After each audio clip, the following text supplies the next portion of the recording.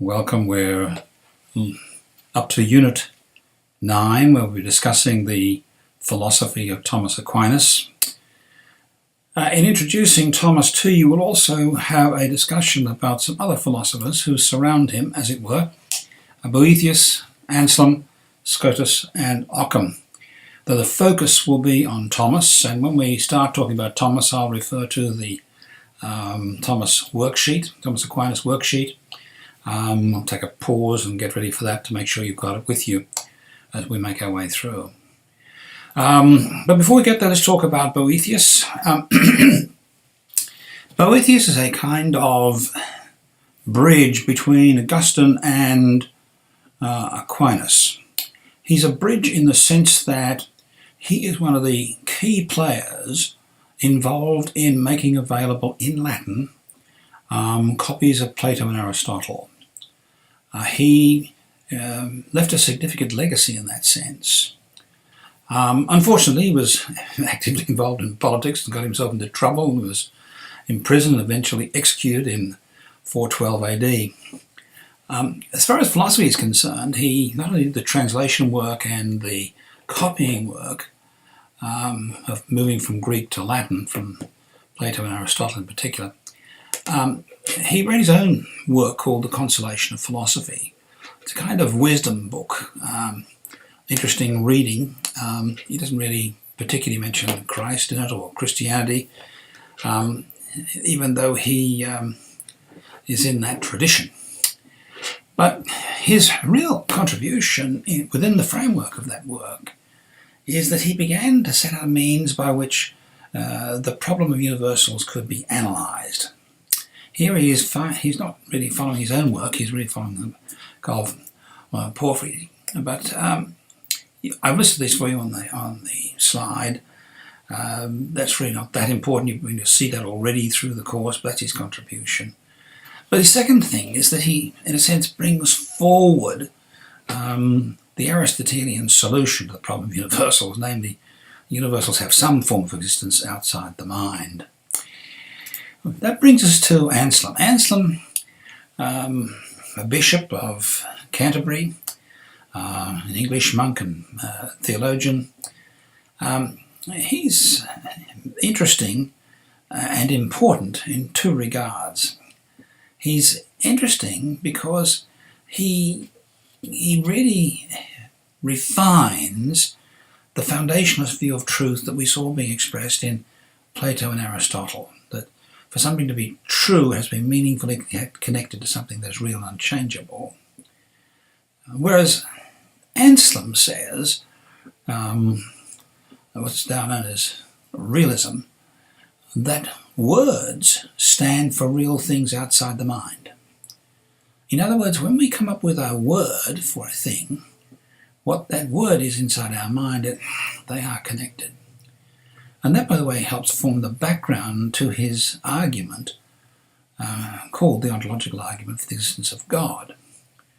It's an argument which, as we've already seen when we're back in Unit 7, looking at philosophy and God as a challenging argument. It's a way of thinking that's not familiar to us in this 21st century. If you see in the slide under a consideration of his argument in the form of a syllogism, he begins by saying God is the greatest and most perfect being. Now what he's saying here is that the idea/word that is conceived in our minds is an idea about God. And once we have an idea about God in our mind, we can't conceive of him being anything. And we can't conceive of anything being greater than he is, because by definition he's the greatest.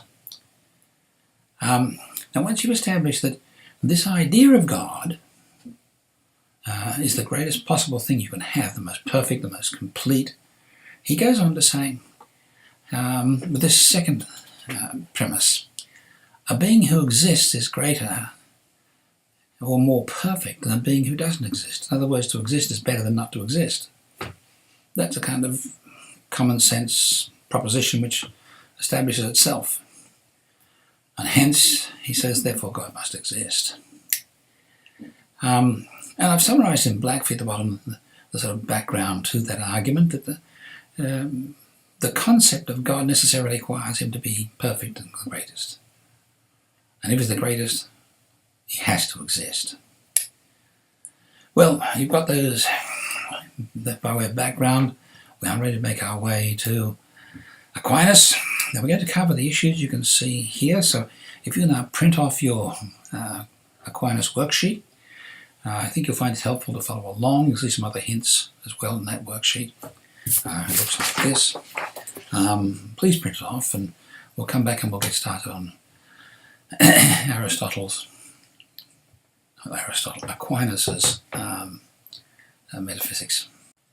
As we make our way through the metaphysics of Aquinas and then his epistemology and value theory, I'm going to make a couple of general observations first. I'm not going to discuss in detail all the complexities of his thoughts and reasoning.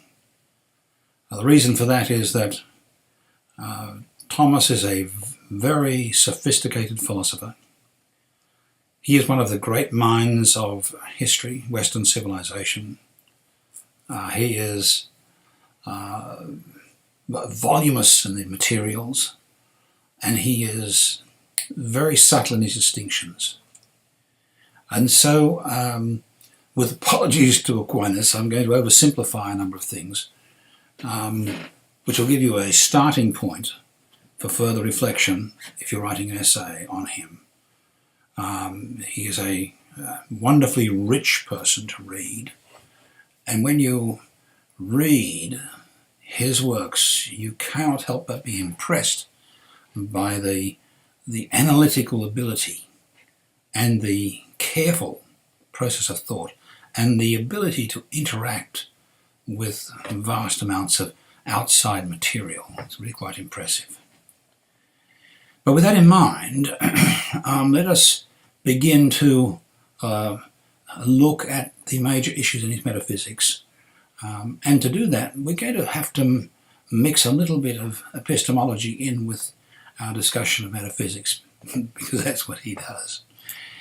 But as we approach this, let's just remind ourselves of the period in which he is writing and having an impact on the community around him.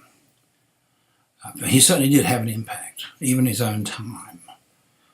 He was doing his major research and work during the time of the last Crusades. They came to an end about 1300. So in other words, Europe is recovering from the fiasco of political intrigue, East and West empire conflicts, Christian-Muslim conflicts. The church has been much weakened by the Crusades and their lackluster success and, frankly, their gruesomeness, which even at times offended the papacy, particularly in this last century of the Crusades.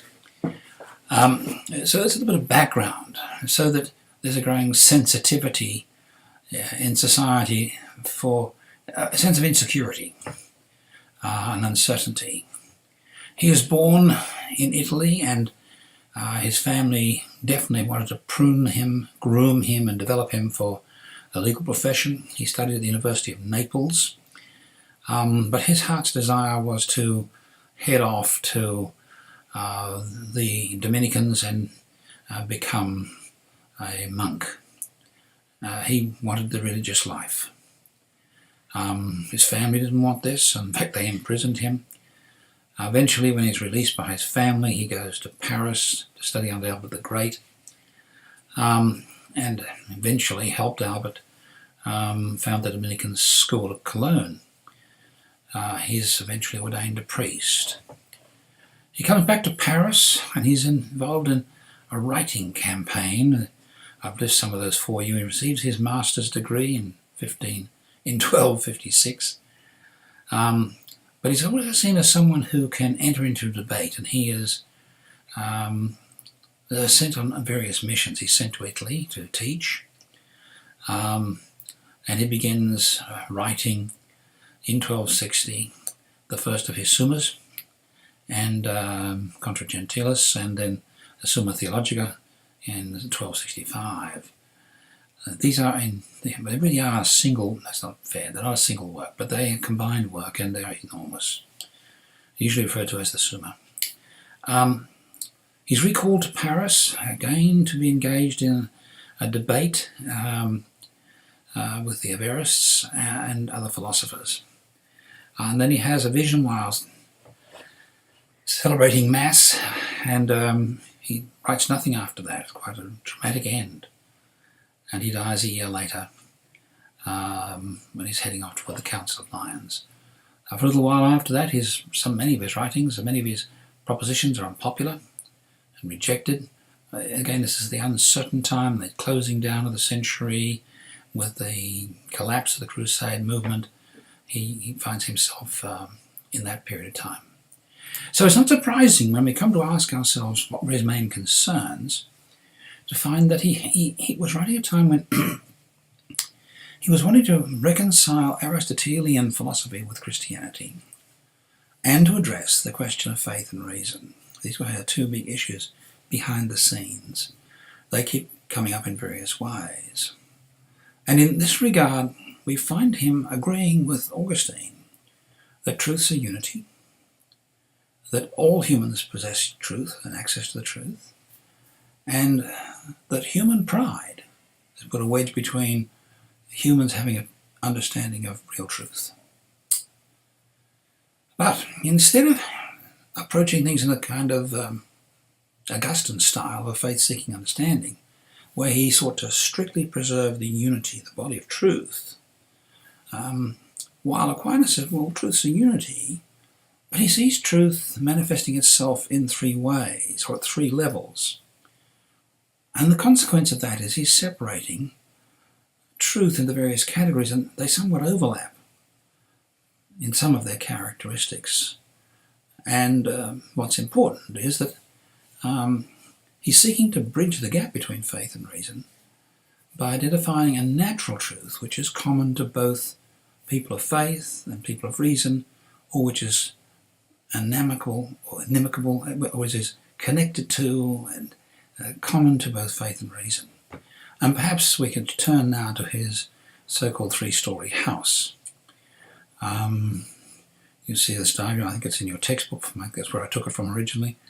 The lower story is truth known by reason and natural experience. And everyone has access to that kind of knowledge. And it's one of the wonderful contributions he makes. He justifies, and building upon Augustine, that everyone, Christian and non-Christian, all have access to the truth and all have wonderful insights. One of the reasons why he was so interested to bring Aristotle's thinking into the West is to say, here's a great body of knowledge and wisdom we can take hold of. And then he puts in the second story, this is where the bridge is, there's truth known by reason and revelation. There are some things, the existence of God, for example, which is, he argues, you can establish by reason, and if you go to the top story, truth is revealed by revelation. The Bible says God created the heavens and the earth. God is. And so he has these three levels. Top level is truth known only by revelation, the doctrine of the Trinity, salvation, details about the God-man, Jesus Christ, and so on, miracles, angels. Then there are truths known by both reason and revelation. And down the bottom is truth known by reason and natural experience. Having established that, he picks up on Augustine's chain of being. I brought the diagram over I used in the previous lecture concerning the chain of being for Augustine. There's a modification, though, to Augustine's chain of being. Instead of a gap, he has a bridge between the world of pure intelligence and the material world, between the world of eternity and the world of time, using Augustine's language. And that bridge is going to be mankind. And rather than seeing being as the various levels in the chain of being, He sees reality as being made up of acts of being. Every level is an act of being. It's a hierarchical framework, just like Augustine's, with God at the top, who is complete and perfect being. And what is important here is, for him anyway, is that being at the top and being at the bottom have an analogical relationship, or being at the top and any level in between have an analogical relationship with the top.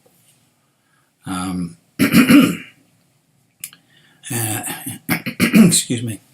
Being at the lower levels will be lesser perfect being, if you will, but it's still being, and it has an analogical relationship. It is like the existence at the top.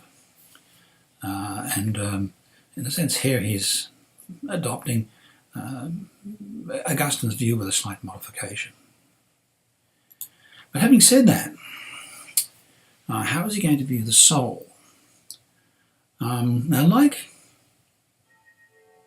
Aristotle, he's going to say the soul is the form of the body.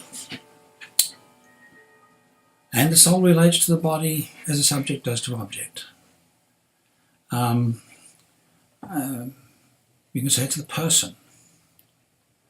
And because it is the subject, it can be immortal. Now, he's following Aristotle. I'm going to go back over the argument of Aristotle. We did that in some detail. You can go back and reflect on those. But the point of differentiation comes that while he agrees that the soul is a special kind of substance,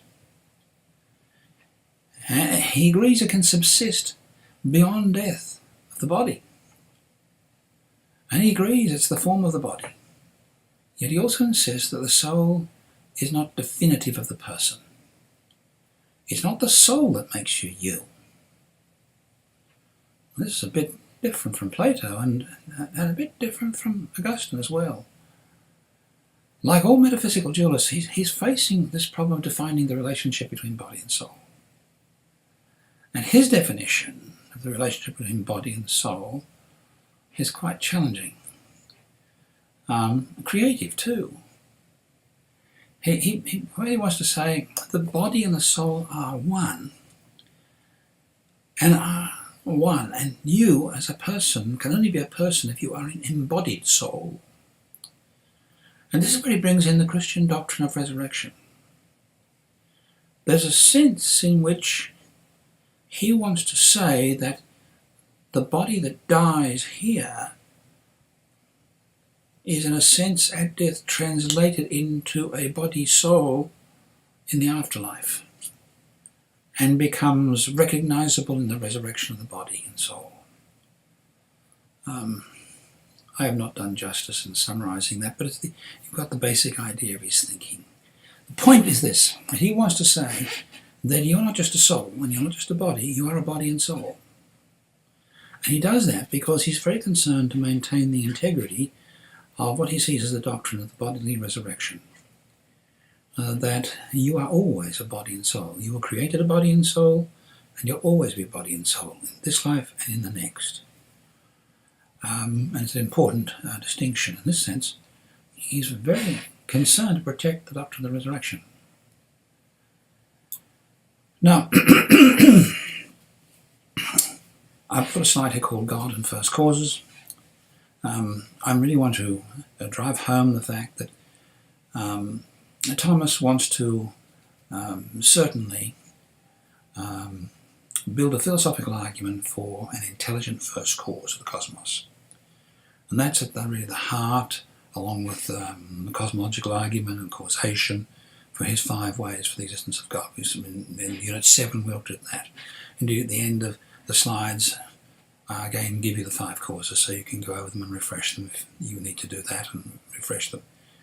But the bottom line is that in terms of his argument, in a sense reflecting the chain of being, and reflecting his theology, he's concerned to show that the first cause is God, and he wants to say that not only does theology require a first cause, but so does philosophy.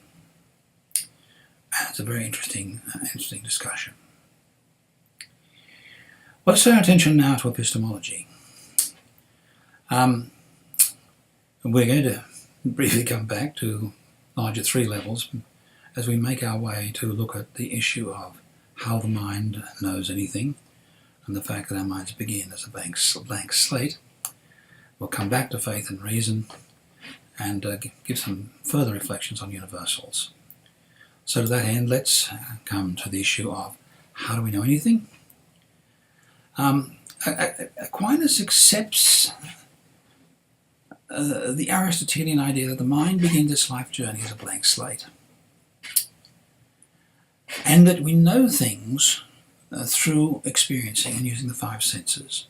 Now, I'm not going to go over the whole concept again of learning by experience. That's covered in Aristotle, but just simply draw your attention to the same basic idea. I'll point out some of the distinctions to you in a moment.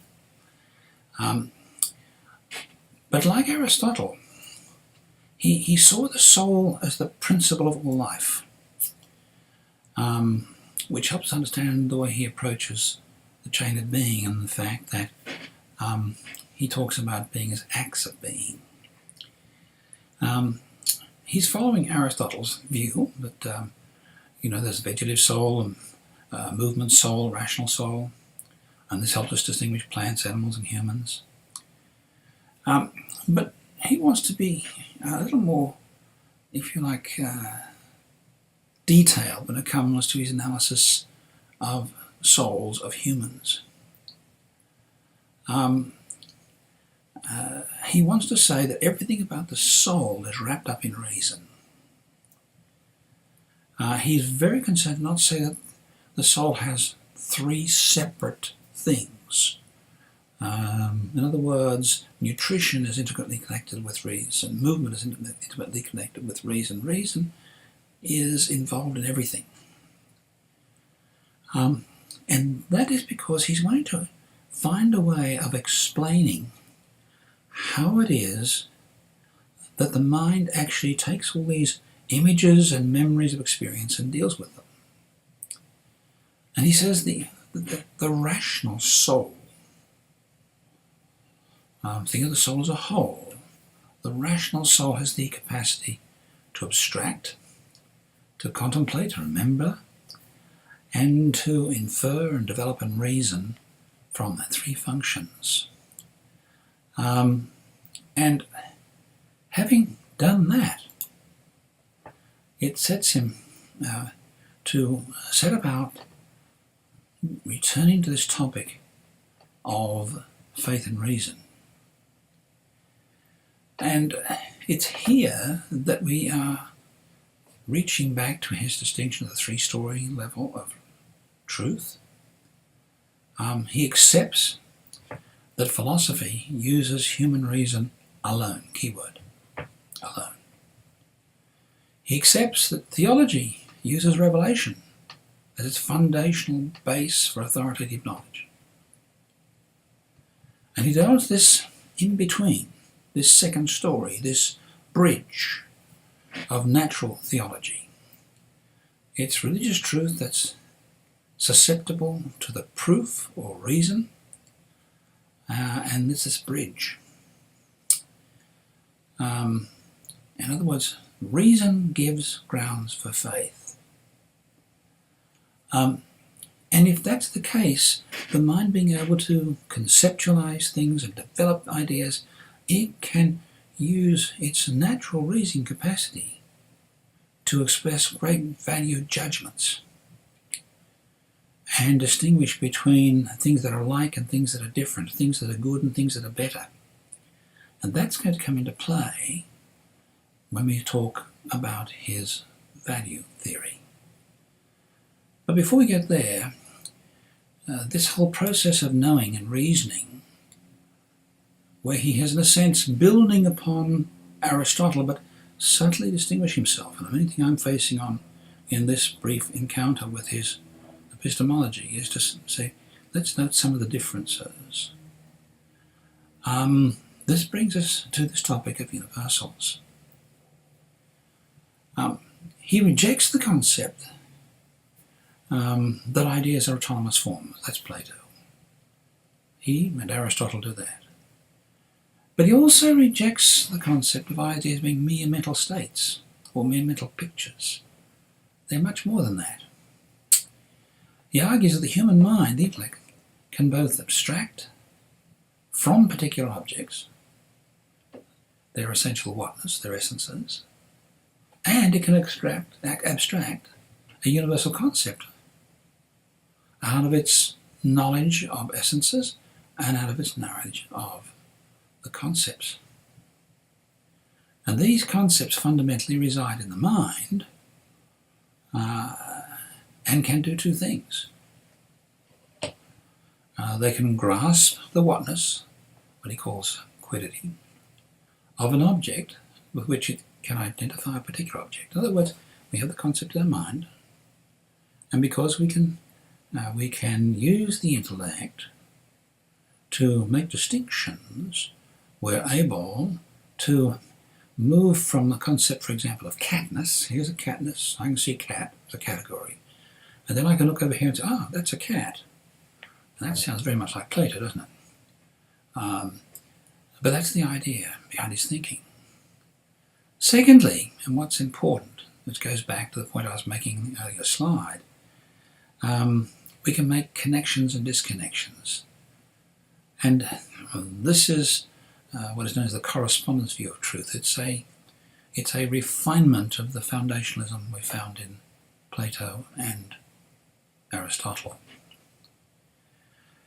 So Thomas' view of universals is different from pure conceptualism on the one hand, and yet it's not Platonic on the other. Thomas saw universals as concepts having a more concrete existence than the mere psyche. This whole concept of universals is always a challenging topic for people, and it's no less for us as we make our way through it. And now let's turn our attention to the value theory of Aquinas. Like all philosophers, he's going to talk about happiness, and we will talk about the crown of happiness being the beatific vision. Also take note of the four laws and speak about those in terms of their very great significance, and try to have an understanding of his concept of virtue. So starting with happiness. Now again, he's like Aristotle. Aristotle saw happiness as being the sum total of a person's life, and you could only work out if you had a happy life once you lived it. Aquinas defines happiness like that, but he sometimes in terms of the correct choices of actions. That's very similar to Aristotle. But those choices depend on our knowledge of God. In other words, the happiness about which he is speaking, Aquinas, finds its ultimate state in that beatific vision, the direct knowledge of the divine essence of God, and understanding the totality of his relationship with us and his purpose and his goodness, which just fills us with joy. There's a sense in which he's somewhat reflecting some of the mystic ideas that existed in his age and time. I find most, won't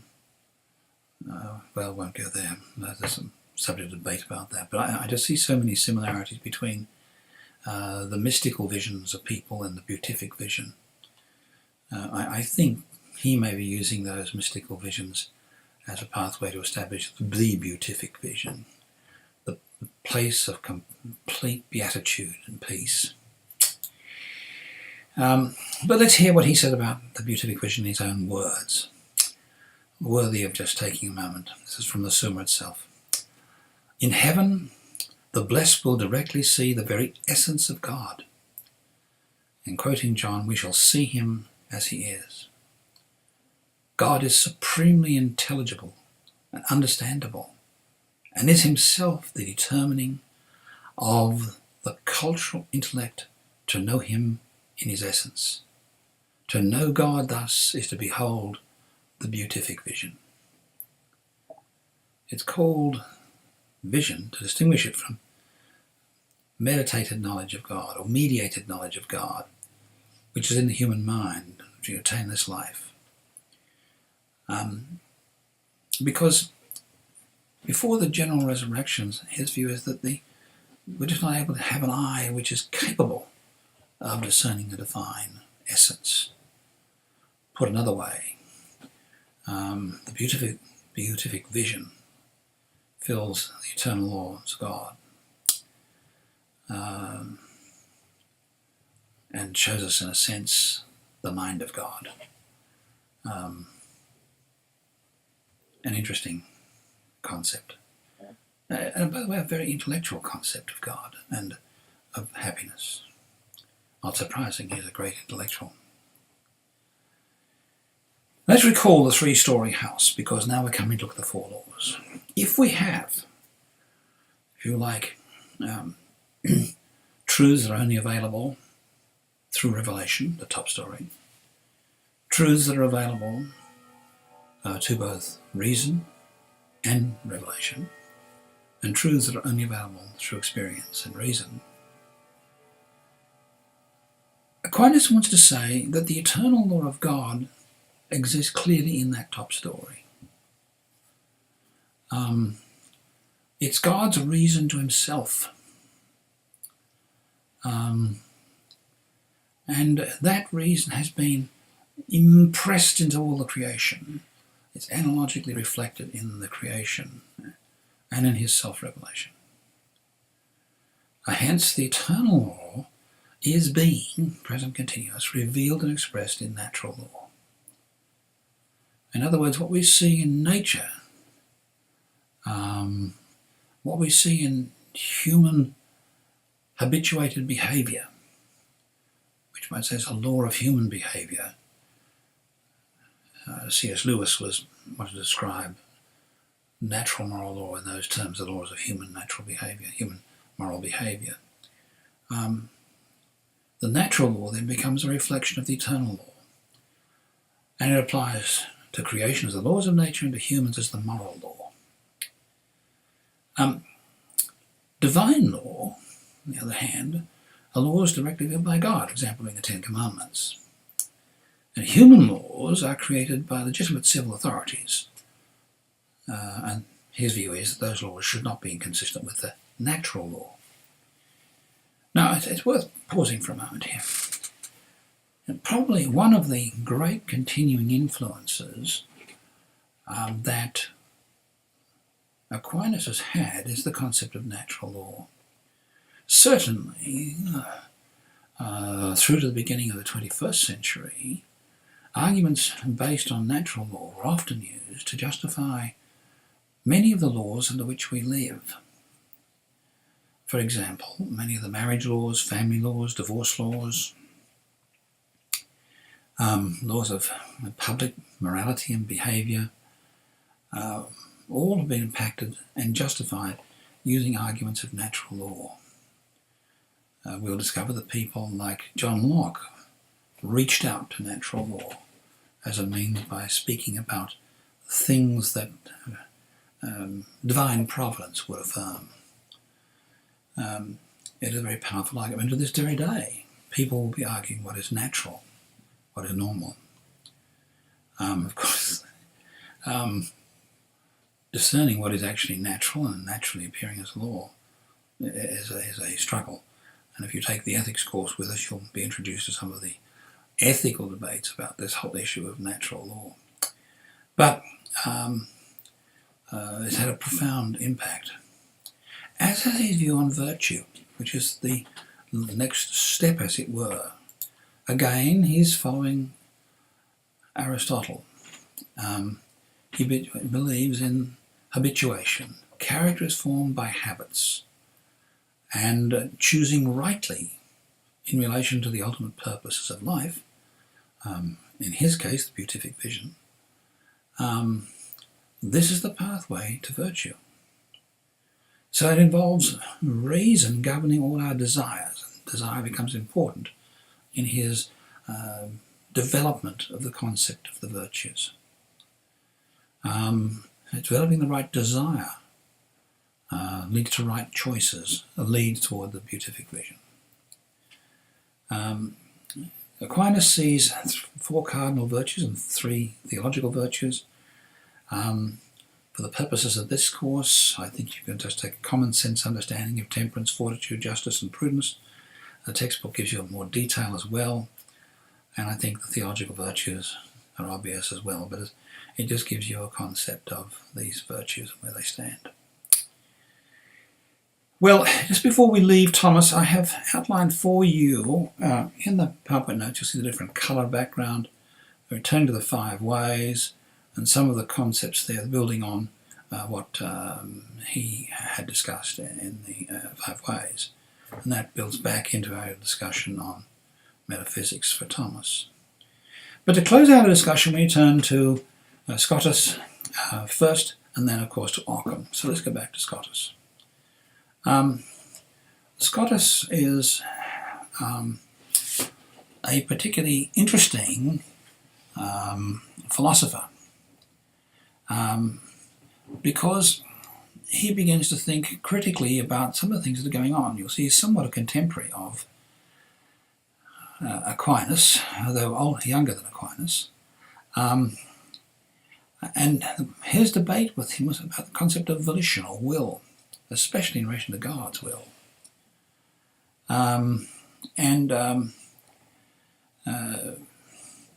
He wanted to argue against Aquinas' view that God's volition is guided by the standards of reason. Now, we just need to pause for a moment and let that sink in with us, because it doesn't seem to be very strange. But it does take us back to the question of theodicy. If God is guided by reason, is reason something separate from God? And if it's separate from God, is it higher than God? You recall that Augustine wanted to avoid that distinction. He just said God and reason are one and the same. The ideas exist in the mind of God. He wanted no distinction. In a sense, Scotus is seeing the wisdom of Augustine here. Now, just what exactly Aquinas meant when he said that God has guided standards of reason, an approach called intellectualism, I am not frankly sure in my own mind, but it was a deep concern, because anything that sounded like that to Scotus was a danger. And so Scotus wants to assert that God's will was his supreme attribute, his will. It's called voluntarism because it emphasizes the importance of God's will. Now, theologically, this is a view which has been repudiated because theologians will assert that all the attributes of God are equally present and always present in the person of God. His reason, his will, his holiness, his goodness. But as a result of this, he wanted to, in a sense, reach back to this separation of truth. Natural authority, natural theology, using reason, could not produce real knowledge of God. In other words, it couldn't produce real knowledge of God. Rational knowledge is limited to the physical empirical world, and religious knowledge is derived from divine illumination and revelation. In other words, he is really rejecting the idea you can know anything about God from the world. It's a radical, in a sense, rejection of Thomas as views. He's interesting for that reason, and it shows that there are some questions about Thomas Aquinas' approach. If we turn to William of Ockham, who comes on the scene at the end of the 13th century, William is known for a couple of important things. One has a discussion of universals, and I'll leave you to look at that. What's important in terms of the ongoing history of philosophy with Occam is he established what's known as Occam's razor. This is a principle for the way you should do philosophy, and as often been pointed out, it's the same principle when you're doing science or looking at any problem. He expressed his doctrine, if you will, as entities are not to be multiplied without necessity. One could put that in very simple terms. The simplest answer is usually the best and right answer. Entities are not to be multiplied without necessity. And this becomes his criticism of a number of philosophical views, but we'll avoid that for the purpose of this discussion, because in this discussion we're focusing on Aquinas. But we can't leave this era without having taken note of William of Occam's contribution, particularly in relation to Occam's razor. Well, that brings us to the end of this unit. Thank you for watching.